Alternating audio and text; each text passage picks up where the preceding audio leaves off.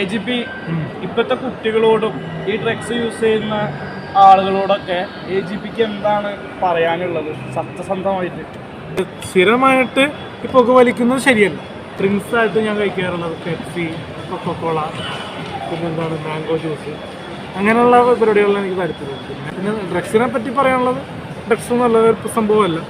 നാളെ Shine Tom ചാക്കോനൊക്കെ cocaine case പിടിച്ചാണ്, അതൊക്കെ കണ്ടപ്പോൾ വിഷമം തോന്നി. പക്ഷേ സിനിമാ മേഖലയിൽ മാത്രമല്ല, ഒരുപാട് സ്കൂൾ കോളേജ് കുട്ടികൾ ഇതിന് അഡിക്റ്റാണെന്ന് കേൾക്കുന്നു. എനിക്ക് ഇതൊക്കെ മാറണമെന്ന് ചിന്തയുണ്ട്.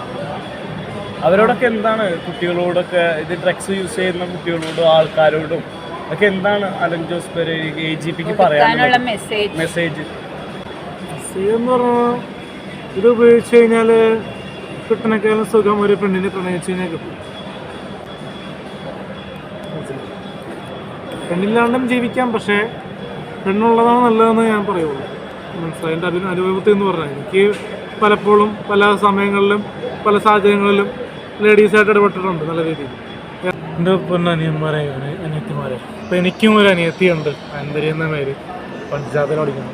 അപ്പോൾ അതുകൊണ്ട് തന്നെ ഈ ഡ്രഗ്സ്, മയക്കുമരുന്ന്, കഞ്ചാവ് അങ്ങനത്തുള്ള യാതൊരു ഹാബിറ്റ്സും എനിക്കില്ല. പക്ഷേ അതൊന്നും ഉപയോഗിക്കാണ്ടിരിക്കുക. ഉപയോഗിക്കുന്ന ആൾക്കാർ അതൊക്കെ വിട്ട് സിനിമയെന്ന ലഹരി പിടിക്കുക. കാരണം ഈ ഡ്രഗ്സും മയക്കുമരുന്നും ഉപയോഗം കാണിക്കാത്ത സിനിമകൾ കാണുക. കാരണം സിനിമകളിലും ഒരുപാട് എന്താ പറയുക, നെഗറ്റീവ്നെസ് ഉള്ള സിനിമകളും ഉണ്ട് ചില സിനിമകളിൽ, കാരണം വഴിതെറ്റിക്കുന്ന തരത്തിലുള്ള. പക്ഷേ ഒരുപാട് സ്ത്രീകളൊക്കെ ഈ MDMA കഞ്ചാവും പോലത്തെ മയക്കുമരുന്ന് ഉപയോഗിക്കുന്നുണ്ട്. കാശുള്ളവർ ഉപയോഗിക്കുന്നു, ഇല്ലാത്തവർ ഉപയോഗിക്കുന്നില്ല, മാന്യമായിട്ട് ജീവിക്കുന്നു. പക്ഷേ കാശ് കൊടുത്തും ഈ മയക്കുമരുന്നൊക്കെ ഉപയോഗിച്ചിട്ട് അത് വഴിതെറ്റുന്ന ഒരു സമൂഹത്തെ വളർത്തിയെടുക്കുന്നത് തെറ്റാണ്. കാരണം പൈസ കൊടുത്താണ് ഇതൊക്കെ മേടിക്കുന്നത്. ഡ്രഗ്സും MDMA ആണെങ്കിലും കൊക്കൈൻ ആണെങ്കിലും.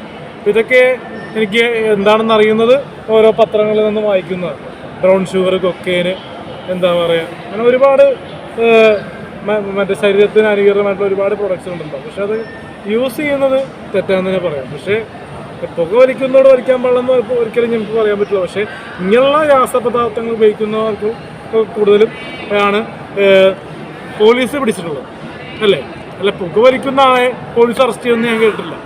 മനസ്സിലായി? കാരണം ഈ സിഗരറ്റും മദ്യവും ഓരോ ഷോപ്പുകളിലും ലഭ്യമാണ്, അല്ലേ?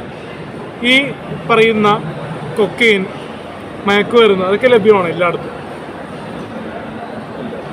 അല്ല? ഒരുപാട് ഏജന്റുമാർ വഴി അങ്ങനെ കൈമാറി പോകുന്നു. പക്ഷെ ഞാൻ ഉപയോഗിക്കുന്നില്ല, ഞാൻ ഒട്ടും അതിനെ പ്രോത്സാഹിപ്പിക്കുന്നുമില്ല.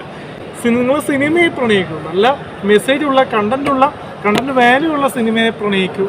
നിങ്ങൾ പെണ്ണുങ്ങളെ പ്രണയിക്കൂ, കളർ വ്യത്യാസം ഇല്ലാണ്ട് പെണ്ണുങ്ങളെ പ്രണയിക്കൂ, നിങ്ങൾ പ്രണയിക്കൂ.